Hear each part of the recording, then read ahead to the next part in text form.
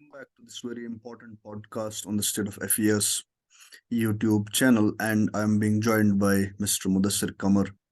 He is working as an associate fellow with the Manohar Parikar Institute for Defense and Studies Analysis. We'll be talking about the recent developments in the Middle East, and also we'll be basically touching upon the very important facet of our entire conversation. That's India and the Middle East, with the new dimensions to it. So first of all, I'd like to welcome Mr. Mudassir Quamar on this podcast. Welcome, sir. Thank you. So before I can just come up with my loaded introductions, I would like you to start this conversation by drawing us a larger landscape of what's happening in the Middle East vis-a-vis India and its relations with the Middle Eastern countries. So first of all, thank you, Miraj, for having me at the podcast again. Now, if you look at the West Asia region, just before coming to what exactly is happening in terms of India and West Asia, it's a very dynamic region. And it is a region which is changing very fast, both because of the internal or regional developments throughout, and then what is happening at the global level. Now, within that context, if you look at the Indian foreign policy, which has to adapt to the dynamism of global events in the last, in the current situation, if you look at in a holistic view, from a holistic point of view, West Asia or the Middle East region is one of the brightest spot in Indian foreign policy in the last decade or so, especially since 2014. Now, when I say it is the brightest spot, I'll draw the attention to the number of relations with the regional countries that India has evolved in the last few decades, and how it has kind of strengthened in recent times. So, for example, look at the situation with India-Israel relations. Or if you look at the relations between India and the GCC countries, the six, Gulf Cooperation Council countries of Saudi Arabia, UAE, Qatar, Kuwait, Oman, and Bahrain. Perhaps the only exception among this GCC is Kuwait, where we did not had any significant political engagement. But if you look at any of the other, we had very high level political engagements, all the 5 GCC countries. And then with Israel, with Egypt, with other regional countries as well, including Jordan and with the Palestinian territories. Except in case of Iran, where there is some difficulty because of not bilateral reasons, because of extra regional factors. And then Turkey because of certain bilateral issues. All the other countries in India's relations with them have improved significantly. And there are a variety of reasons for this. There is no one reason for this. There are regional issues, there are international issues, there are domestic issues because of which, from the Indian point of view, the relations have improved. But there is one thing which is notable, and I would mention it, and that is the complementarity of geopolitical and geoeconomic vision between India and the countries of Middle East, especially the Gulf Cooperation Council countries and Israel.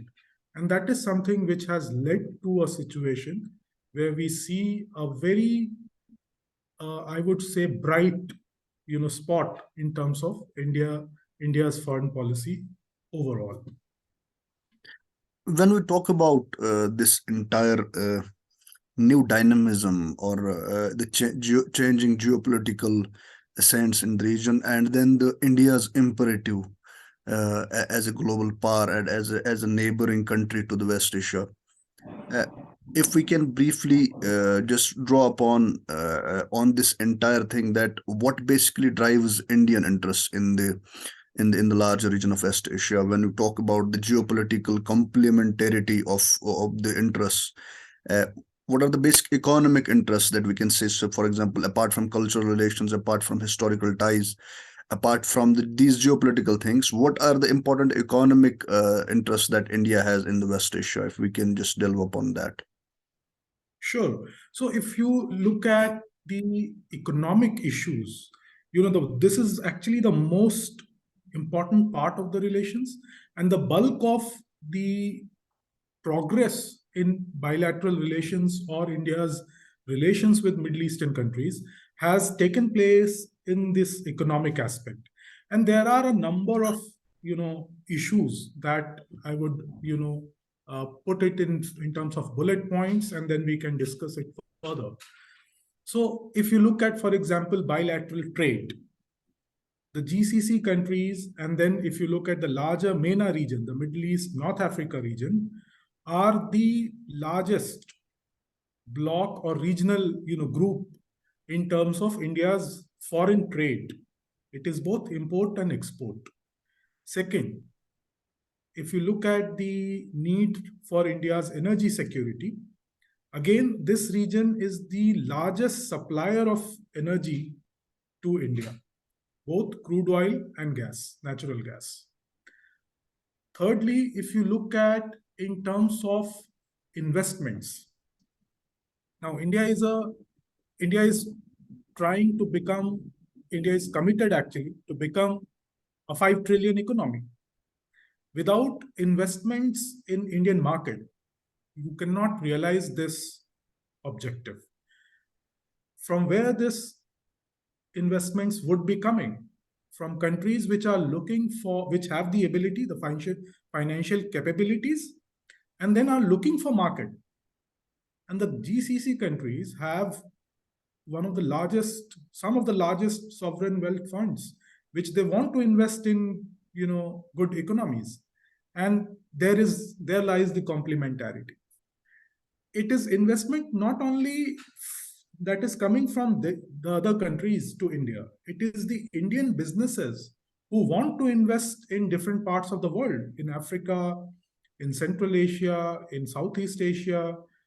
So if you look at from the Indian opportunities for Indian investments, the GCC is a very, very important market, because the GCC market or GCC economies are also very fast reforming and evolving to a post-oil, future, which means they need investments. They need a broader, type of investments. There lies opportunities for India. Then you have remittances from the 10 million, close to 10 million Indians living in the Gulf countries. So, if you look at any of the economic indicators which will lead to growth or which is required for growth, India and GCC countries have that in terms of complementarity. And that is why there is a lot of keenness between Indian leadership and the leadership of Gulf countries and the larger MENA countries to realize this potential and work for the prosperity of the people of both their countries and for India. When we talk about this larger issue of West Asia and its geopolitics, I mean the withdrawal of US from the Afghanistan region and from largely the West Asian region, there are challenges ahead. I mean that may impact the larger geopolitical setting and the bilateral relations or the multilateral things between the countries. Where do you see, as a researcher, the entire developments of US withdrawal from the region and Indo-Pacific becoming the larger hotspot of current geopolitical landscape? Where do you see the things going from now, or from the time when US decided to withdraw from Afghanistan and after that? So if we look at the way global geopolitics is evolving in the current situation, it's in a state of flux. It's in a state of chaos. There is no clarity in terms of where we are heading. And that is why you would see that every country is hedging its best bets in different ways.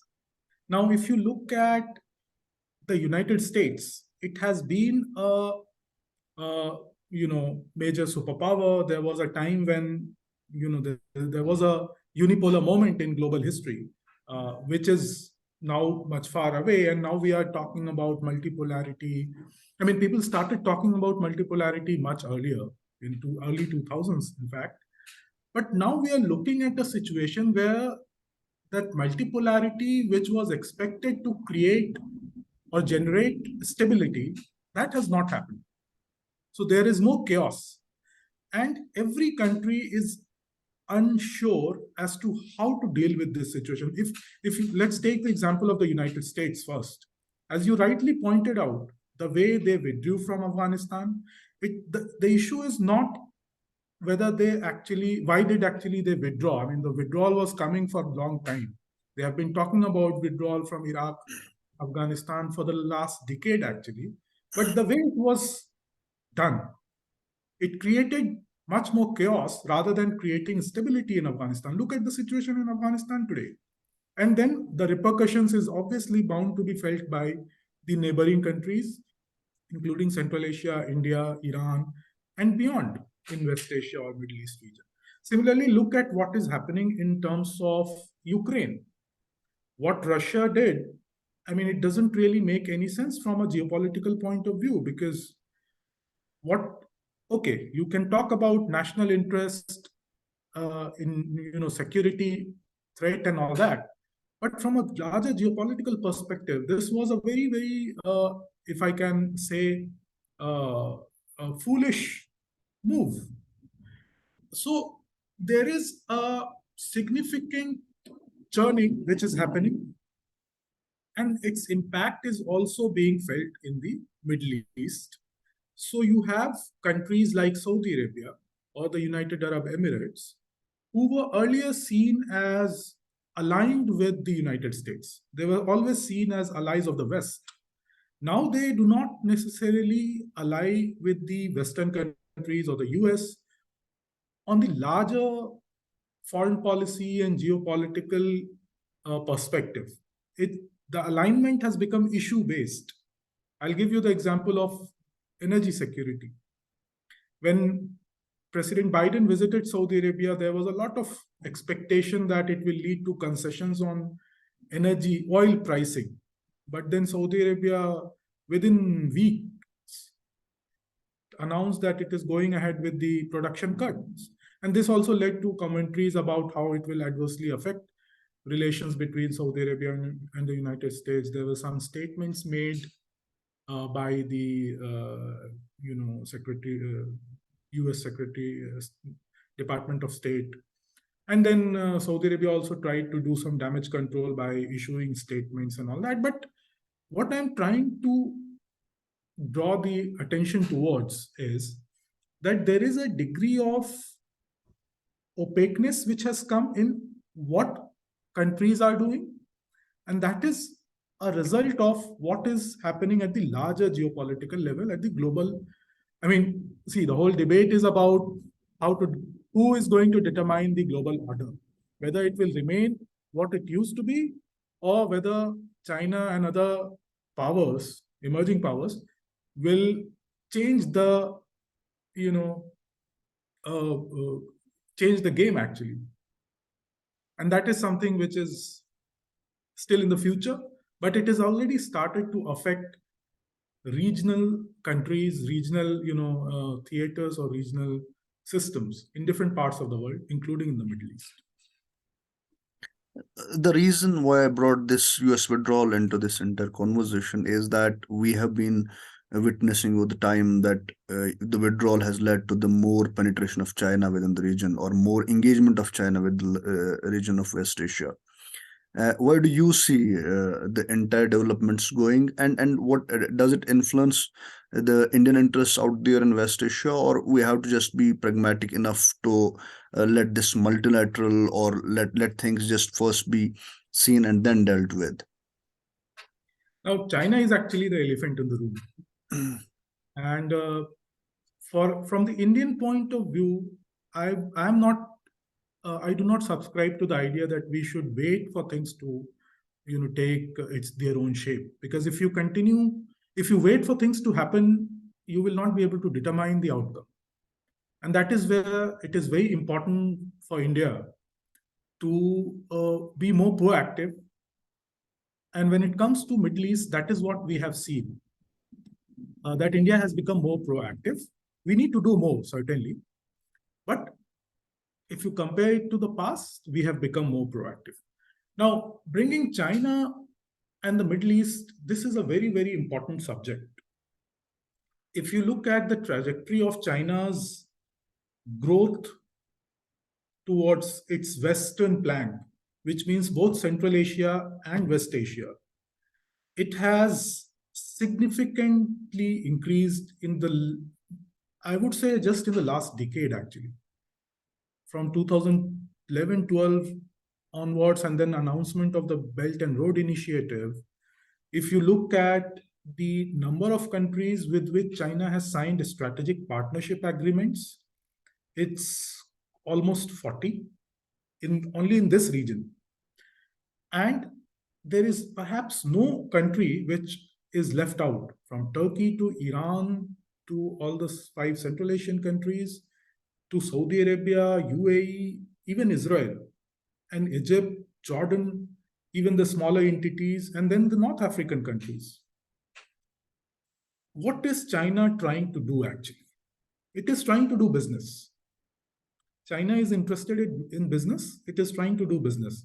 It is trying to create new realities on the ground that will aid Chinese business. Now, the question is not only in terms of whether China wants to do business. The question is also as to how that will affect other countries. So if you look at the US and the EU countries, their economic engagements with the region has not remained the same or have actually stagnated. And other countries have taken over: China, Japan, Korea, India, Indonesia, Malaysia, and other countries from Asia. And that is why there is a lot of discussion also about Asia and the Middle East, or the Asian century. Now, China is complementing that economic engagement with further strategic, engagements. For example, if you look at Iran, the comprehensive strategic partnership that they signed with Iran had a lot of discussion about 400 billion investments and all that. That has not really materialized so far. But if you look at the kind of investments in terms of strategic infrastructure developments, port development, that is something which is important for India to note. Similarly, if you look at the way China engaged with the Gulf countries and the larger Arab world during the summit in Saudi Arabia, during the visit of President Xi Jinping to Saudi Arabia a few weeks back, this is extraordinary. And this is a culmination of what China has been doing for a long time, engaging more with the region at various levels: political levels, security, strategic issues, logistics, infrastructure, and so on. That certainly affects India, because India has very similar interest in the region. India wants to engage with the region economically, wants to have better trade, wants to have investments, wants to have open maritime areas in the Indian Ocean region, especially the Western Indian Ocean region. So if you look at what China is doing and what are China's interest in the region, and what India is doing and what are India's interest in the region, there is a lot of similarity, which means that there are possibilities for both cooperation and competition. But given the developments elsewhere, especially is what is happening in terms of the border problems between India and China, and then India's continuous concern about what China is doing in the Indian Ocean region and the South Asia region, that has led to a situation where the possibility of India and China cooperating in the Middle East or Gulf region has come down significantly. And that is something which is which is a making of, I would say, geopolitics and how things have evolved in the past few years. But I would say that India need to be very, very, careful of what China is doing, and be very proactive in engaging the region, much more than what we are doing today. That's quite interesting. The comparisons you drew actually are quite fascinating, and uh, the way you have put it, I mean, that was quite insightful for me and for the larger audience that will be who will be watching this conversation. Is that both India and China both have an environment where they can cooperate and they can even compete their interests in the West Asian region. There have recently been talks of I2U2, something like that, and the students of IR and the scholars have been talking about it and also learning about it, what it's all about. I mean, first of its kind, I2U2 summit. Will you be just delving upon it for a while until we'll wrap this up? Yeah, so if you look at I2U2, this is a very unique initiative. Again, given the fact that we are in the era of multilateralism, uh, there is also this talk about minilateralisms or regional, multilateral groupings. So I2U2 in that sense is a minilateral initiative between four countries: India, the United States, Israel, and the UAE. Now, if you look at these four countries, then it becomes quite interesting because these are four very, very important countries. Look at the United States. I mean, everything said and done, it still remains the lone superpower in the world with the capability, the only country with the military political capability to significantly influence developments in different parts of the world, not in one region or a few regions, in almost every region of the world. That is something which is very, very important. If you look at India, India is the largest, I mean, the fastest growing large economies in the world. And if you look at the growth trajectory of India and the future projections, it would continue to grow in the next few decades, which means that this is the time when, if you want to really improve your economic conditions, you should have something to do with India. And the same is true for India. I mean, if you want to continue growing, you need to engage with the larger world in different ways. If you look at the UAE, now I'll just take you a little back to what the Gulf region and the Middle East region geopolitics is. There was a time when the region was largely, the developments in the region largely revolved around big countries. So you had Egypt, Saudi Arabia, Iran, and Turkey. These were four major countries, four major powers, regional powers, around which every development revolved. That has no longer been the case. And UAE has played a very important role in changing that dynamics and emerging as a country which is small in terms of territory, which is, in terms of size, in terms of its population, but it has been playing a very important role in determining the geopolitical developments in the region, in the Gulf region, and then the larger Middle East region. I mean, one can give hundreds, dozens of examples. Look at the situation in Yemen, look at the situation in, for example, Libya, and then what was happening in Syria and all that. And then how that had started to change in terms of, UAE signing Abraham Accords with Israel, reconciling with Turkey, going out and having some engagement with Iran, and so on. And that is something which is important. It's not only in terms of geopolitics. If you look at the economic situation, the financial situation, UAE has emerged as one of the most important business centers in the world. Obviously, the most important in the Middle East, but in the world. I mean, if you look at the major business hotspots in the world, of UAE would come certainly in top three, Abu Dhabi and Dubai, and it has financial heft. Now, look at Israel. Israel is again a very small country, but it has two USPs. It's a strong, very strong military power, and it has its in terms of innovation, scientific innovation and technological innovation.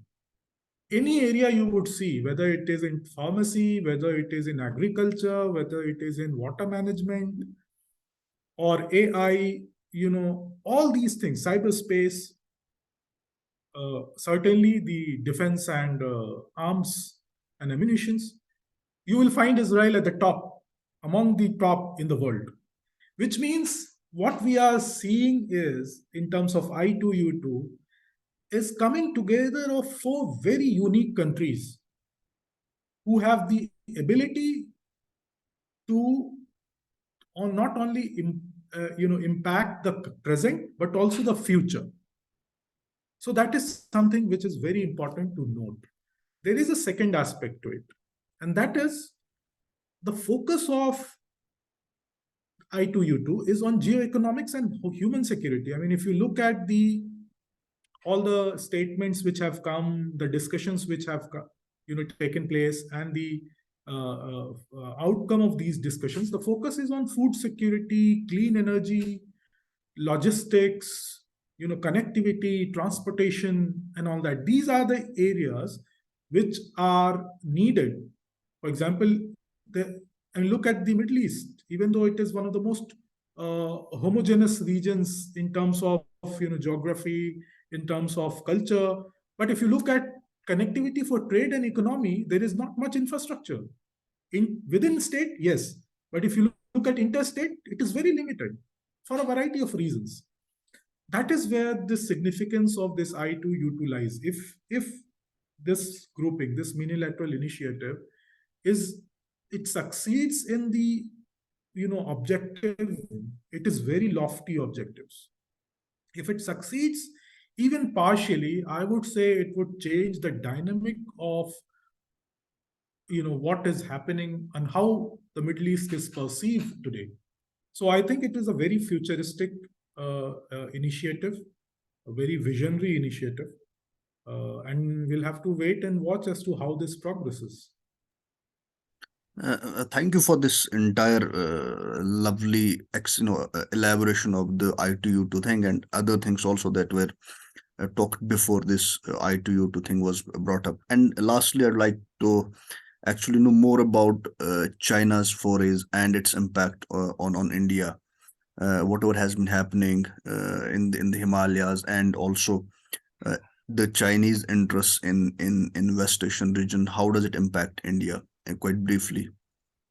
Yeah, so very briefly, what China is doing impinges on India's interest, whether it is on, let's say, maritime security in the Indian Ocean region. Look at the Bab al Mandab and the Strait of Hormuz. Both are two major global choke points, very important for energy flow of energy from Gulf region to Asia and different parts of the world. So the security, maritime security in this region, the security of the sea lines of communication in this region is important. Similarly, for example, let's say what is happening in terms of investments in the region or trade between India and the region, and many other things. That this is from this, many other things also flow in terms of how if you look at China's foreign policy trajectory, it has always been, analysts have always pointed out certain problems, and that is something which eventually might happen in the West Asia region as well, especially if there is a lot of uh,